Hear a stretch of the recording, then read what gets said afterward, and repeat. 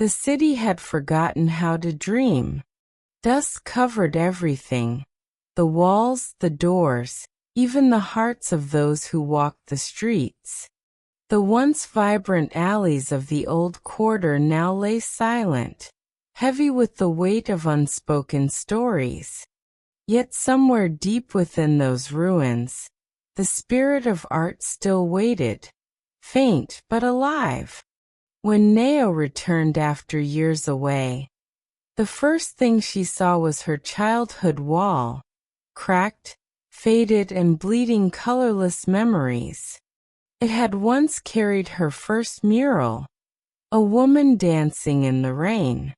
Now, only faint outlines remained, like the city's heartbeat trapped beneath stone. She dropped her bag, touched the wall with her paint-stained fingers and whispered, "You still remember me?"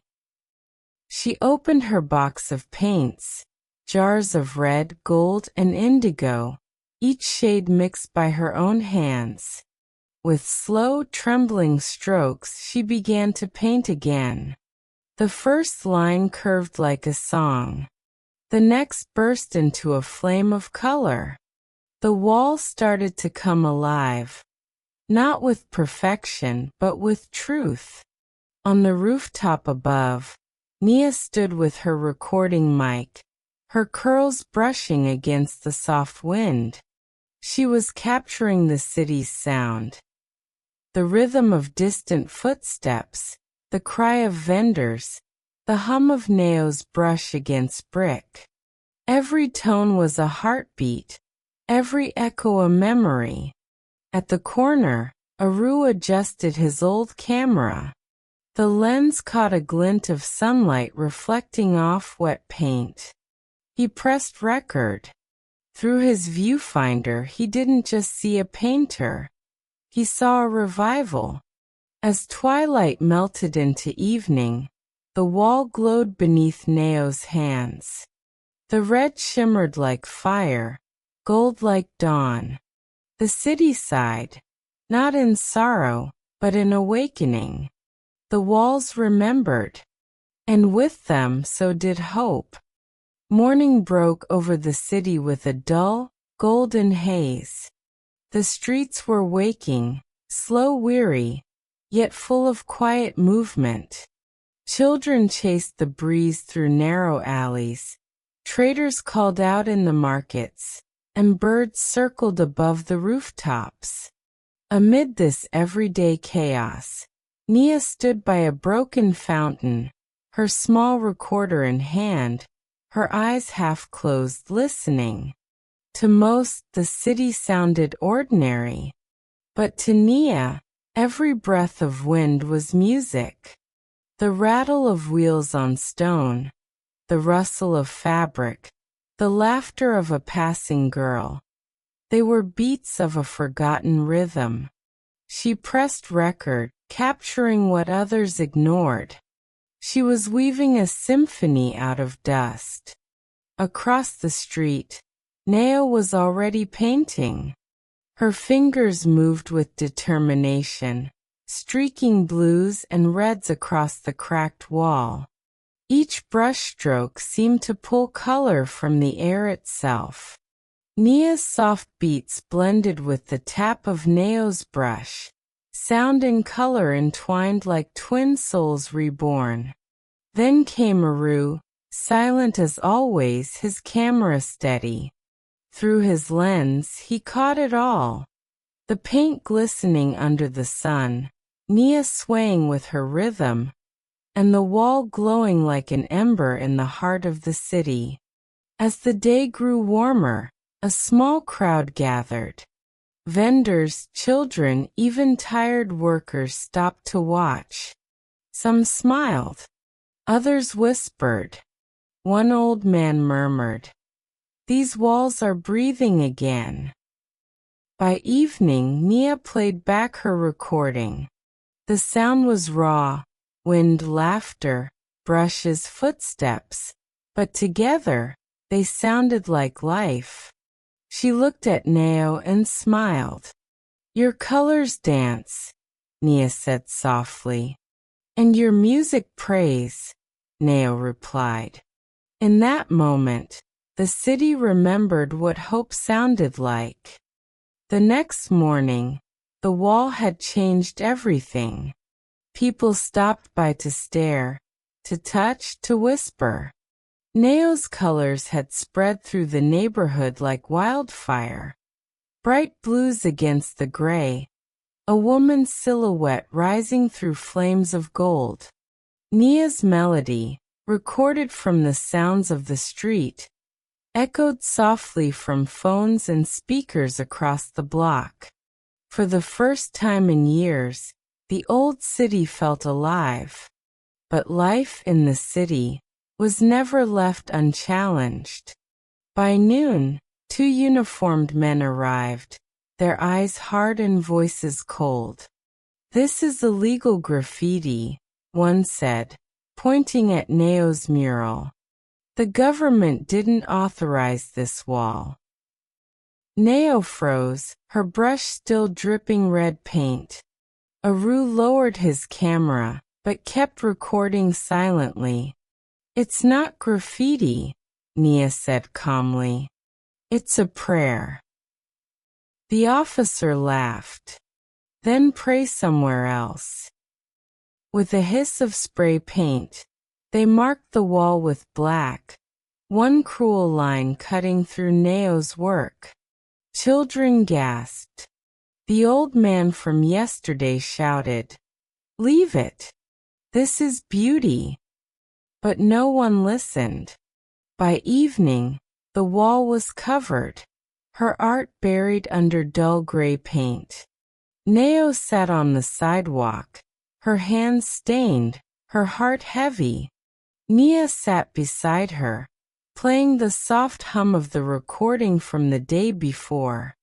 Even through the noise of destruction, the sound still carried warmth, laughter, brushes, wind. Aru finally spoke, his voice low but steady.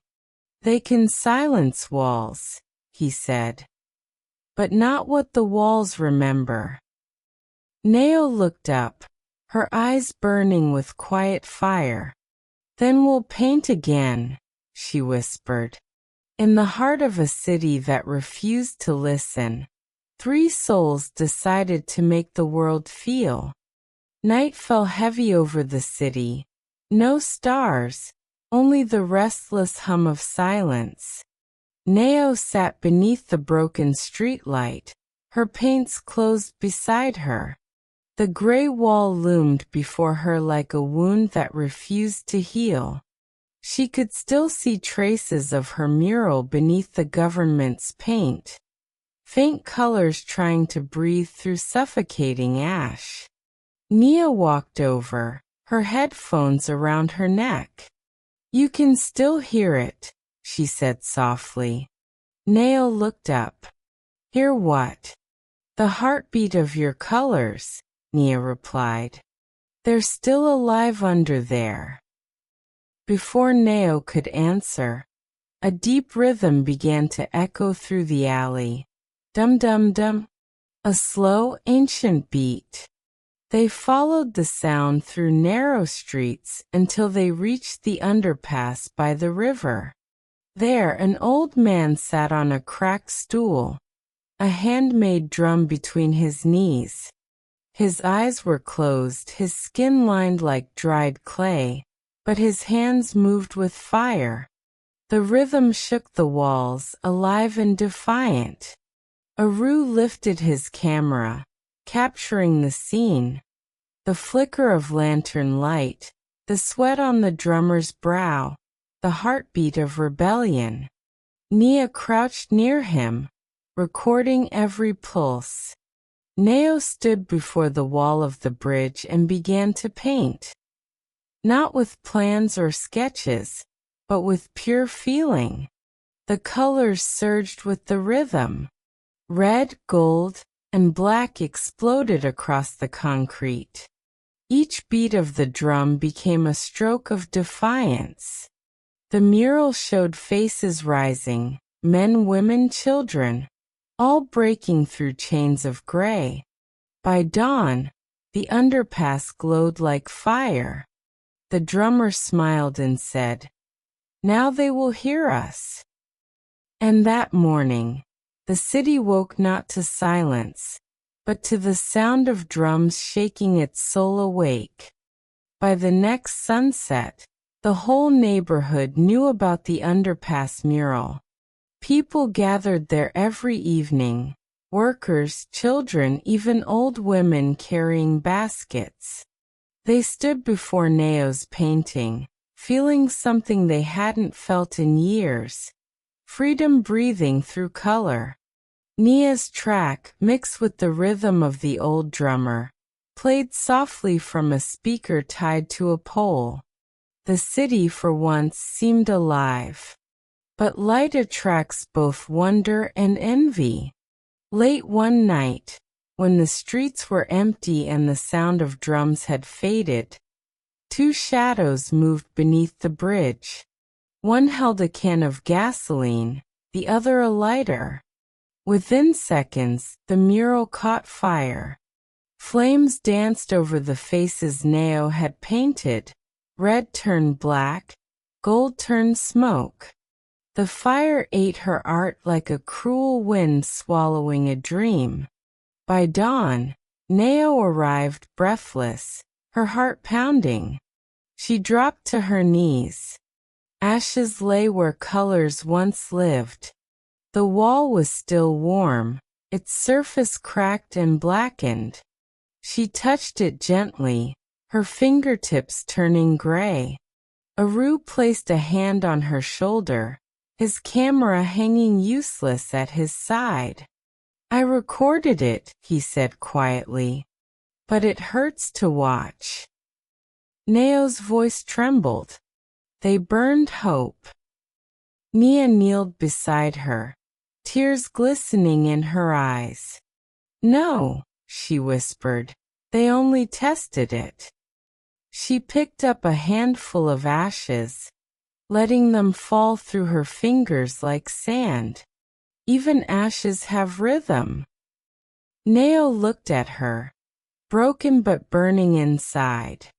The wall was gone, but her fire wasn't. Somewhere deep within her chest, a vow was forming. "If they burn my art, I'll paint with the smoke." And as the wind carried the ashes away, hope refused to die. The morning after the fire was quieter than grief itself.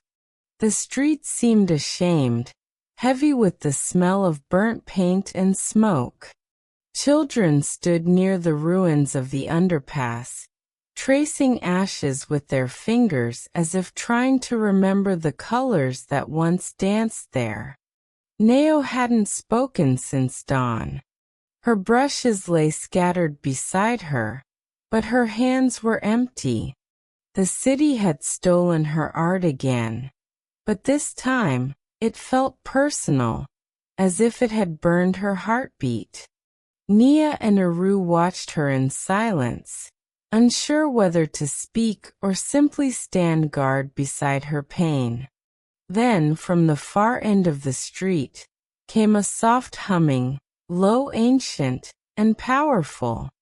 An old woman in a long robe of khaki and beads walked toward them. Her silver dreadlocks shimmered in the sunlight. She stopped before the burnt wall and placed her palm upon it. "You painted prayers," she said to Nayo. "But prayers don't die in fire. They are reborn in ash." Her voice felt like wine through old leaves. She handed Nayo a small pouch. Inside was a fine black powder, burnt charcoal mixed with golden dust. "Paint again," she whispered. "Let the city see what it tried to erase."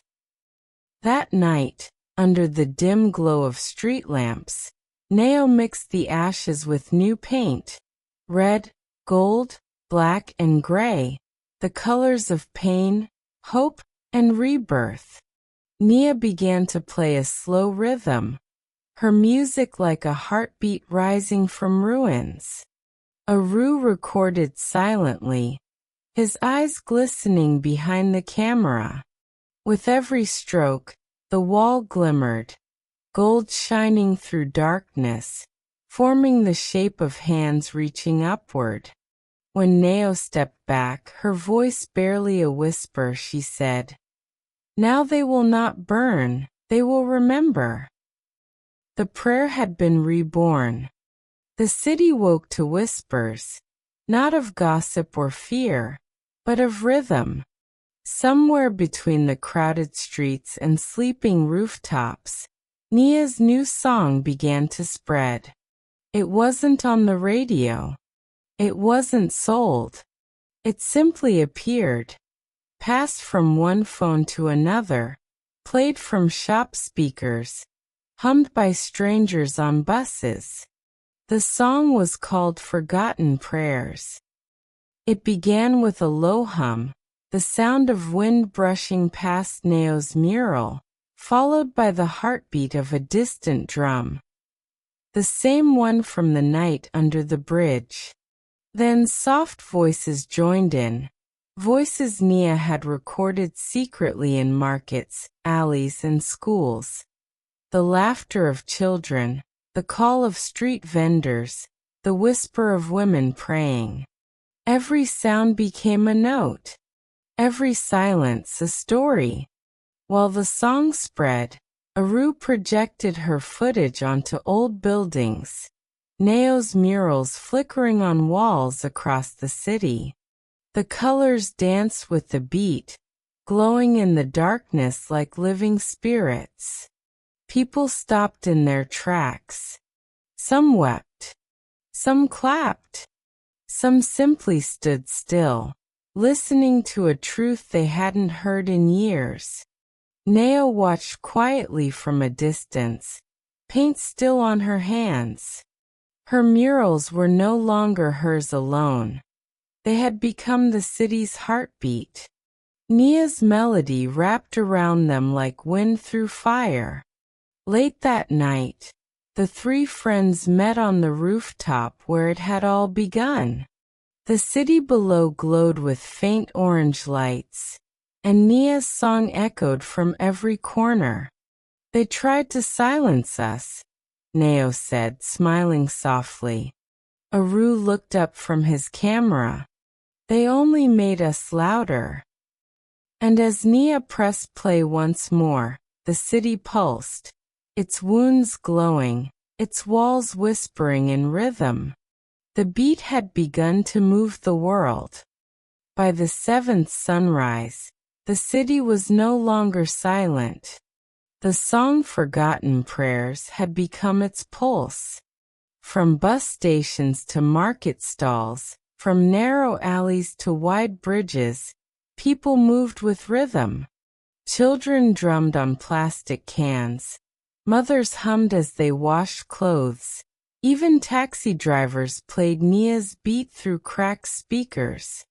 The city, for the first time in decades, was alive, and it sounded like hope. Nayo's murals began to multiply. She didn't paint alone anymore. Young artists joined her. Girls with spray cans, boys with chalk, even elders who brought old pigments from their shelves. Every wall told a story. One of loss, of survival, of fire that didn't kill but purified. Aru filmed everything, his camera becoming the eye of a movement. His short films, Walls That Breathe and Ashes That Sing, went viral across the continent. People in other cities began to paint too, inspired by a voice that had no language but soul. But with fame came new shadows. A large cultural company, Evotone Media, sent representatives to meet them. They praised their art, their message, their courage. They wanted to sponsor Nayo's murals, release Nia's music worldwide, and make Aru's films into documentaries.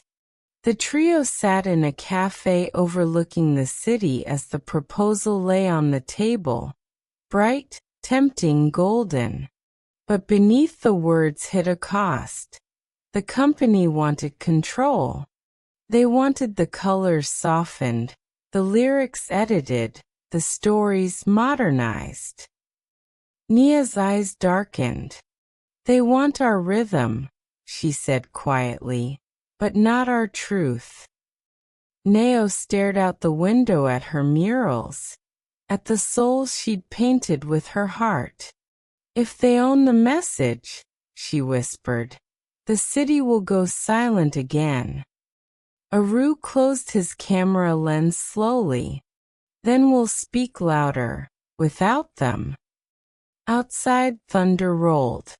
The city was about to face its greatest test. Rain fell that night, long, steady, and heavy, washing the city in silver light.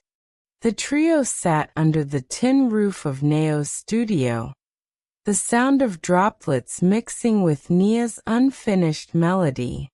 The offer from Evotone Media lay on the table between them, its pages slightly wet, the ink smudging like a fading promise. Nayo stared at it, her fingers stained with blue paint. "Do you know what this means?" she asked softly. "Studios, galleries, fame. Enough money to rebuild the entire neighborhood." Aru didn't look up from his camera. "And what do we give them in return?" "Our voices," Nia answered quietly. Her tone was soft, but the edge in it was sharp enough to cut through the rain. "They'll play our song everywhere, but not the one that tells the truth." Silence stretched between them. The walls of the studio were covered with half-finished murals, faces, prayers, flames. They seemed to be listening. For the first time, Nayo hesitated. The city had started to change because of them, but poverty still ruled its streets. Children still begged, roofs still leaked, hunger still whispered in the corners. What if she could use that money to fix it all? Was compromise really betrayal, or just survival? Nia placed a hand on hers. "Art without freedom is just decoration." Aru finally raised his eyes. "And decoration never saves souls." The rain stopped, but the storm inside them didn't. By dawn, the decision was clear, though it broke something in all three of them. Nayo turned away from the contract. Aru packed his camera. Nia deleted the company's messages. They chose truth over comfort. But truth came at a price. They began to drift apart. That night, Nayo painted alone. Her colors were brilliant, but her heart, unbearably silent. The city had gone quiet again. The once living streets now carried a strange emptiness, as if the rhythm itself had walked away. The murals still stood, proud and colorful, but without the music, they felt like lungs without air. It had been weeks since Nayo, Nia, and Aru last spoke. The rejection of Evotone's offer had cost them more than opportunity. It had cost them unity. Nayo buried herself in work, painting alone under the bridge where the fire once burned. Her new murals were darker, shadows of figures walking through smoke, hands reaching for light that never came. Nia too had changed. She stopped producing music. Her equipment gathered dust in the corner of her small room. When she tried to compose, her melodies fell apart midway, hollow and without pulse. She missed the laughter of her friends, The way Nayo painted like a heartbeat, the way Aru captured truth through silence. But pride held her back. And Aru? He wandered the city with his camera, filming everything yet feeling nothing. His lens caught 1,000 faces, but none carried the spark that had once ignited their revolution. One evening he sat in his dark studio watching old footage. Nayo painting, Mia mixing sounds, the drummer smiling through wrinkles. The colors flickered on the screen, alive and wild, like ghosts calling his name. Then he paused the video. The frame froze on one image, Nayo's unfinished mural. A woman with outstretched hands, half-painted, staring toward the horizon. Something stirred inside him. He whispered to himself, "The drums aren't gone, we just stopped listening." For the first time in weeks, Aru picked up his camera and stepped out into the rain. Somewhere out there, between silence and color, their rhythm was waiting to be reborn. The rain had washed the city clean, leaving behind streets that glistened like wet glass. Aru walked through the empty alleys with his camera swinging by his side, the sound of water dripping from rooftops echoing softly. He didn't know where he was going, only that his heart was guiding him toward something unfinished.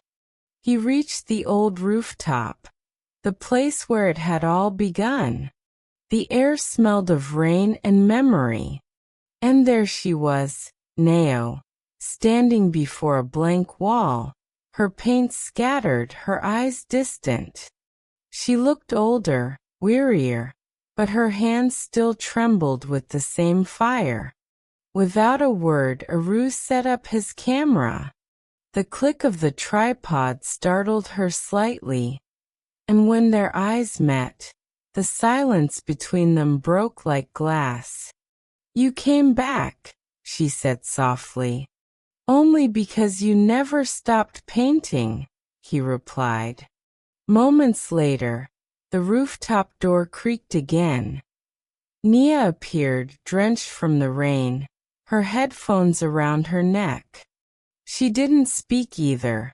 She simply connected her recorder and pressed play. A faint rhythm filled the air, the same heartbeat they had built together long ago. Something shifted in the wind. Nayo dipped her brush into gold paint. Aru focused his lens. Nia's melody rose, low at first, then swelling like dawn over the horizon. The wall began to bloom under Nayo's touch. Hands, faces, children laughing, drums glowing in sunlight. Neighbors peeked out from windows. A few came closer, then more. Soon people gathered, clapping, swaying, humming along with Nia's beat. Aru's lens trembled as he whispered, "The city's awake again." Nayo stepped back from the mural, her eyes reflecting the rising sun. "No," she said quietly, smiling. "It's speaking." And indeed the colors spoke, not through words, but through the heartbeat of an entire people remembering who they were. The morning sun rose golden and slow, spreading across the rooftops like a promise. From every alley came the hum of music, footsteps, laughter, and life. The city was no longer sleeping, it was breathing, singing, and remembering. Nayo stood before the finished mural on the rooftop. It stretched from one corner of the wall to the other. Faces of people she'd met, prayers she'd painted, stories she'd lived. In the center, a woman danced with open arms, her skirt a swirl of color that seemed to move even when the wind stood still. It was the soul of the city, reborn from ashes, painted in hope. Below, the streets filled with people. Children beat drums made from cans. Women clapped and sang. Men lifted lanterns that glowed with Nia's beat pulsing softly from within. The song, Forgotten Prayers, played again, but this time, it wasn't just hers. It belonged to everyone. Aru's camera moved through the crowd, capturing every face, every tear, every smile. His lens trembled as he whispered, This is the ending we were painting all along." Nia looked up at him, her curls catching the sunlight. "No," she said softly. "It's the beginning." Nayo turned to the crowd, her eyes glistening. "We were never painting walls," she said, her voice steady, carried by the wind. "We were painting souls." The people cheered. Drums rolled like thunder. The walls shimmered in gold and red, their colors dancing with the sunlight. As the last note of Nia's melody rose into the air, the three friends stood side by side. The painter, the musician, and the dreamer, watching their city move as one heartbeat. The prayers once forgotten had found their voice again. And in that rhythm, hope began to dance.